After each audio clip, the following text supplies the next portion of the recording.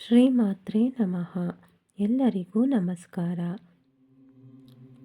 ಇಂದಿನ ಭಾಗದಲ್ಲಿ ನಾವು ಶ್ರೀಚಕ್ರ ಎಂದರೇನು, ಅದರ ಮಹತ್ವವೇನು ಮತ್ತು ಶ್ರೀಚಕ್ರದಲ್ಲಿರುವ 9 ಆವರಣಗಳು ಯಾವುವು ಮತ್ತು ತಿಥಿನಿತ್ಯ ದೇವಿಯರ ಬಗ್ಗೆ ತಿಳಿದುಕೊಂಡಿದ್ದೇವೆ. ಈಗ ಶ್ರೀಚಕ್ರದ ಹೊರಭಾಗದಿಂದ ಒಳಗಿನತ್ತ ನಮ್ಮ ಆಧ್ಯಾತ್ಮಿಕ ಪ್ರಯಾಣವನ್ನು ಪ್ರಾರಂಭಿಸೋಣ.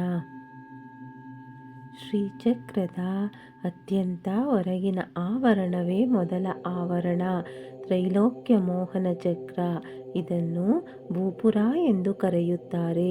ಭೂಪುರ ಎಂದರೆ ಶ್ರೀಚಕ್ರದ ಹೊರಗಿನ ಕೋಟೆಯಂತೆ ಇರುವ 3 ಚೌಕಾಕಾರದ ರೇಖೆಗಳ ರಚನೆ. ಈ 3 ರೇಖೆಗಳು ಸಾಧಕನಿಗೆ ಒಂದು ರೀತಿಯ ರಕ್ಷಣಾ ವಲಯವನ್ನು ಸೂಚಿಸುತ್ತವೆ. ಈ ಭೂಪುರದಲ್ಲಿ 4 ದಿಕ್ಕುಗಳಲ್ಲಿ 4 ದ್ವಾರಗಳು ಇರುತ್ತವೆ. ಪೂರ್ವ, ದಕ್ಷಿಣ, ಪಶ್ಚಿಮ ಮತ್ತು ಉತ್ತರ ದಿಕ್ಕುಗಳಲ್ಲಿ ಇರುವ ಈ ದ್ವಾರಗಳು ಹೊರಗಿನ ಪ್ರಪಂಚದಿಂದ ಒಳಗಿನ ಆಧ್ಯಾತ್ಮಿಕ ಲೋಕದತ್ತ ಪ್ರವೇಶಿಸುವ ಮಾರ್ಗದ ಸಂಕೇತಗಳಾಗಿವೆ.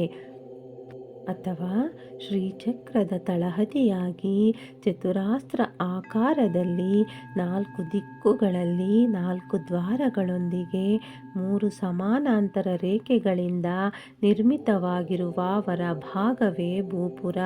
ಭೂ ಎಂದರೆ ಪೃಥ್ವಿ, ಭೂಮಿ. ಪುರ ಎಂದರೆ ನಗರ ಅಥವಾ ಕೋಟೆ.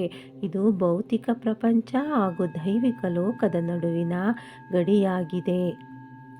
ಈ ಮೊದಲ ಆವರಣಕ್ಕೆ ತ್ರೈಲೋಕ್ಯ ಮೋಹನ ಎಂಬ ಹೆಸರು ಬಂದಿದೆ. ತ್ರೈಲೋಕ್ಯ ಎಂದರೆ 3 ಲೋಕಗಳು. ಮೋಹನ ಎಂದರೆ ಆಕರ್ಷಿಸುವ ಅಥವಾ ಮೋಹಗೊಳಿಸುವ ಶಕ್ತಿ.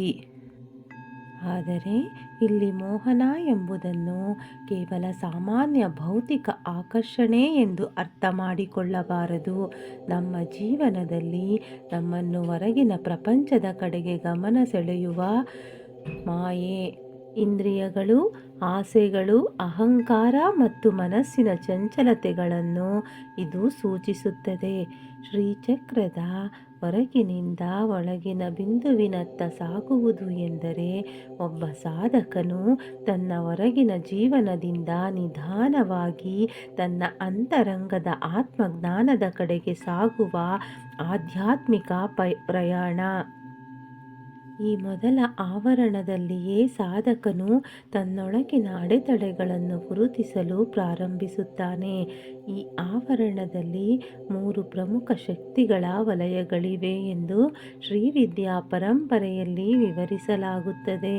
ಮೊದಲನೆಯದು 10 ಸಿದ್ಧಿಶಕ್ತಿಗಳು.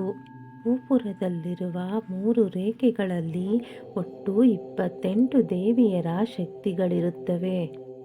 ಮೊದಲನೆಯ 10 ಸಿದ್ಧಿಶಕ್ತಿಗಳು ಯಾವುವೆಂದರೆ: ಅಣಿಮಾ ಸಿದ್ಧಿ, ಅಣುವಿನಷ್ಟು ಸೂಕ್ಷ್ಮವಾಗುವ ಶಕ್ತಿ. ಲಘಿಮಾ ಸಿದ್ಧಿ, ಅತ್ಯಂತ ಹಗುರವಾಗುವ ಶಕ್ತಿ. ಮಹಿಮಾ ಸಿದ್ಧಿ, ಅಪಾರವಾಗಿ ವಿಸ್ತರಿಸುವ ಶಕ್ತಿ. ಈಶಿತ್ವ ಸಿದ್ಧಿ, ಅಧಿಪತ್ಯ ಅಥವಾ ನಿಯಂತ್ರಣದ ಶಕ್ತಿ. ವಶಿತ್ವ ಸಿದ್ಧಿ, ವಶಪಡಿಸಿಕೊಳ್ಳುವ ಶಕ್ತಿ. ಪ್ರಾಕಾಮ್ಯ ಸಿದ್ಧಿ, ಬಯಸಿದುದನ್ನು ಸಾಧಿಸುವ ಸಾಮರ್ಥ್ಯ. ಭುಕ್ತಿ ಸಿದ್ಧಿ, ಅನುಭವಿಸುವ ಅಥವಾ ಭೋಗಿಸುವ ಶಕ್ತಿ. ಇಚ್ಛಾ ಸಿದ್ಧಿ, ಸಂಕಲ್ಪಿಸುವ ಶಕ್ತಿ. ಪ್ರಾಪ್ತಿ ಸಿದ್ಧಿ, ಬಯಸಿದುದನ್ನು ಪಡೆಯುವ ಶಕ್ತಿ.